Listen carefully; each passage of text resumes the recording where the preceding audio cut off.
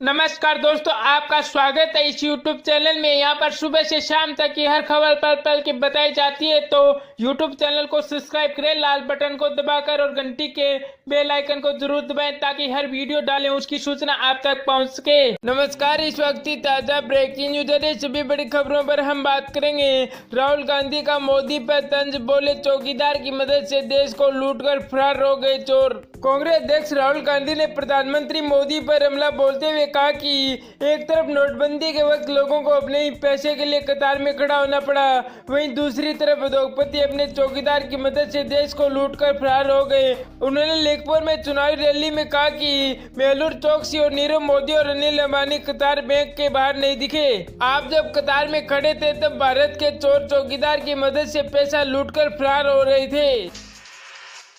वहीं आगे बात करें तो राहुल गांधी ने लोकसभा चुनाव से पहले भाजपा के मैं भी चौकीदार अभियान पर निशाना साधते हुए कहा कि आपने किसानों या मजदूरों को घेर के आगे चौकीदार रखे हैं, लेकिन अनिल अंबानी और गौतम आडवाणी के घरों के सामने अनेक चौकीदार होते हैं। भाजपा अध्यक्ष अमित शाह को हत्या का आरोपी बताते हुए राहुल गांधी ने कहा कि उन्हें विदेश से काला धन लाने के बाद प्रत्येक भारतीय को 15 लाख रुपए देने के प्रधानमंत्री मोदी के चुमुल्ले का पर्दाफाश किया।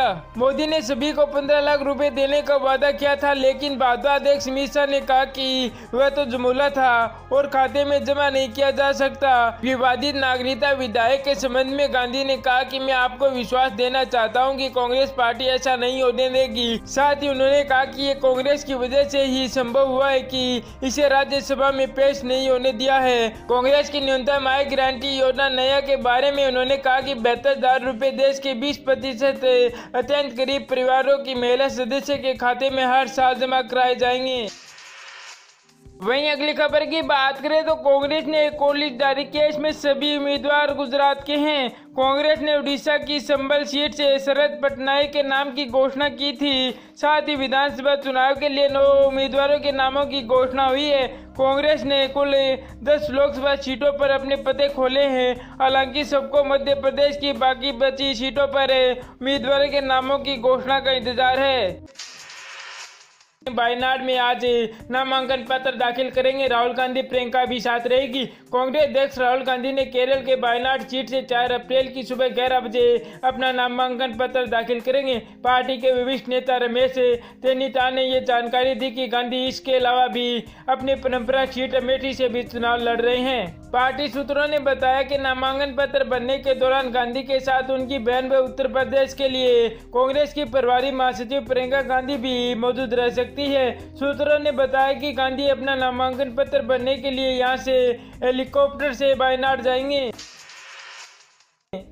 तेलीतन्ना ने संवाददाताओं से कहा कि नामांकन पत्र भरने से पहले आज एक रोड शो होगा जिसमें सैकड़ों पार्टी कार्यकर्ता हिस्सा लेंगे। जिला पुलिस के एक वरिष्ठ अधिकारी ने बताया कि कांग्रेस अध्यक्ष राहुल गांधी शाम 8:30 बजे आएंगे। उन्होंने कहा कि वह अतिथि घर में रुकेंगे, वह सुबह वायनाड के लिए निकलेंगे। उन्होंने कहा कि सुरक्षा कारणों से वह अधिक जानकारी नहीं दे सकते। कांग्रेस ने रविवार को घोषणा की थी कि राहुल गांधी अपनी परंपरा सीट से अमेठी के अलावा केरल में वायनाड से भी चुनाव लड़ेंगे। वहीं अगली खबर की बात करें तो मायावती ने कहा कि लोकसभा चुनाव में हार से भयभीत भाजपा कर रही है बयानबाजी। सुप्रीमो मायावती ने ट्वीट कर कहा कि भाजपा के नेतागण बसपा, सपा और लाजोद गठबंधन के हाथों हार से इतना भयभीत है कि वे आए दिन मुद्दों के बजाय बंगाल में गर्जे पीएम मोदी, कहा कि ममता दादी विकास के लिए स्पीड ब्रेकर हैं। वहीं आगे बात करें तो पश्चिमी बंगाल की मुख्यमंत्री ममता बनर्जी को राज्य के तीव्र गति विकास की गति अवरोधक करार देते हुए प्रधानमंत्री नरेंद्र मोदी ने सीढ़ीकोटी में कहा कि ममता गरीबों को उठाने में रुचि नहीं रखती क्योंकि इनसे उनकी राजनीति समाप्त हो जाएगी।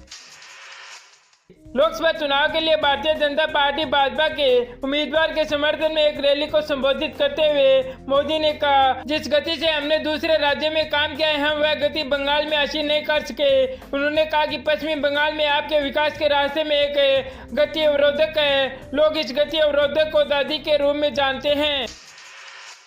ममता पर गरीबी की चिंता न करने का आरोप लगाते हुए पीएम ने कहा वह गरीबी की राजनीति करने में कुशल है। गरीबी को खत्म करने के लिए वह कैसे काम कर सकती है। अगर गरीबी विलुप्त हो जाएगी तो दादी की भी राजनीति खत्म हो जाएगी।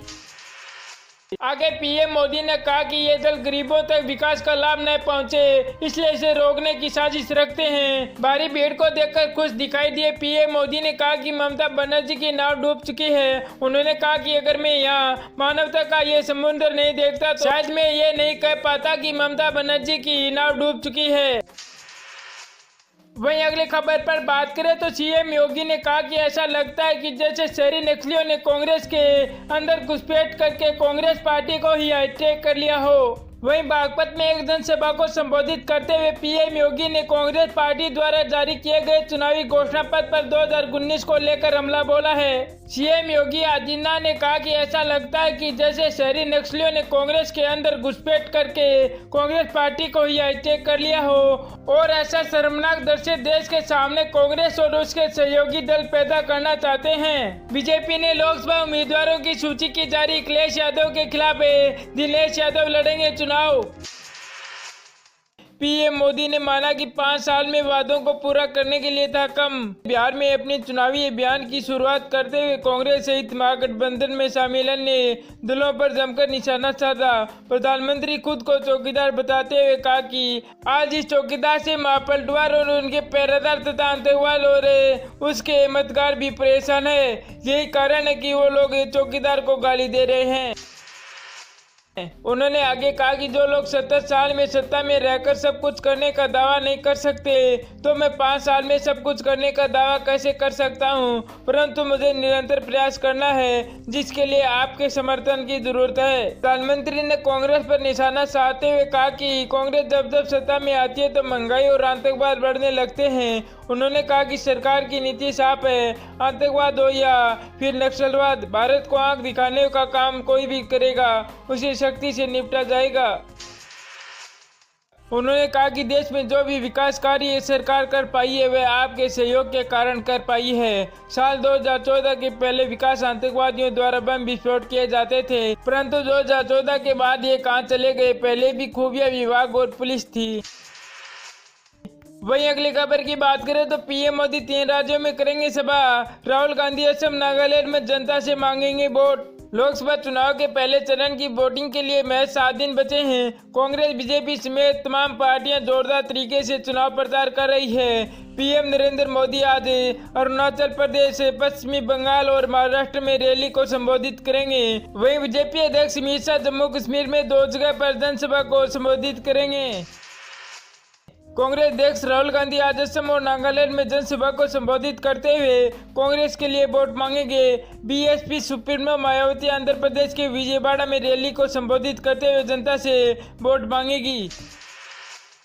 वहीं अगली खबर पर बात करें तो सर्वेक्षण के बाद बदला मायावती का मूड, बदलेगी कई उम्मीदवार। यूपी में चुनाव प्रचार शुरू करने से पहले मायावती टिकटों में फेरबदल करने के मूड में, इसलिए उन्होंने बाकी उम्मीदवारों की लिस्ट जारी नहीं की है। बीएसपी ने एक सर्वेक्षण कराया जिसमें पार्टी के कई प्रत्याशी हारते दिख रहे हैं। इस सर्वेक्षण के बाद मायावती अपने उम्मीदवारों पर सर्जिकल स्ट्राइक करने की तैयारी में है। कम से कम 7-8 टिकट बदलने का फैसला हुआ है। यूपी में लोकसभा चुनाव के लिए समाजवादी पार्टी, बीएसपी और आरडीएल में गठबंधन है। विपक्षी पार्टियों पर जमकर बरसे पीएम मोदी, बोले पाकिस्तान प्रवक्ता की तरह कर रहे हैं बर्ताव। प्रधानमंत्री मोदी के आतंकी शिविरों के खिलाफ सेना के अभियान के सबूत मांगने को लेकर विपक्षी पार्टियों पर हमला बोलते हुए कहा कि भारत की राजनीतिक पार्टियों से कहीं ज्यादा पाकिस्तान के प्रवक्ता के तौर पर वह नजर आती है। लोकसभा चुनाव की घोषणा के बाद बिहार में अपनी पहली रैली को संबोधित करते हुए पीएम मोदी ने कहा कि मतदाताओं को फैसला कर लेना चाहिए कि क्या वो पाकिस्तान के उन मतदारों को सत्ता सौंपना चाहते हैं। उन्होंने सबूत मांगकर सशस्त्र बलों के मनोबल को गिराया है। मोदी ने जम्मू कश्मीर में प्रधानमंत्री पद के बहाल किए जाने संबंधी नेशनल कॉन्फ्रेंस के नेता अमर अब्दुल्ला के बयान पर निशाना साधा और कहा कि क्या इसी देश में एक से ज्यादा प्रधानमंत्री हो सकते हैं क्या। उन्होंने कहा कि मैं चाहूंगा कि कांग्रेस और राजग 2 मामिलात गिरोह का हिस्सा है, इस मुद्दे पर अपना रुख साफ करें। पीएम मोदी विपक्षी पार्टियों के महागठबंधन को मामिलात कहकर उसका मजाक उड़ाते रहे हैं। नमस्कार दोस्तों, आपका स्वागत है इस YouTube चैनल में। यहाँ पर सुबह से शाम तक की हर खबर पल पल की बताई जाती है, तो YouTube चैनल को सब्सक्राइब करें लाल बटन को दबाकर और घंटी के बेल आइकन को जरूर दबाएं ताकि हर वीडियो डालें उसकी सूचना आप तक पहुँच सके।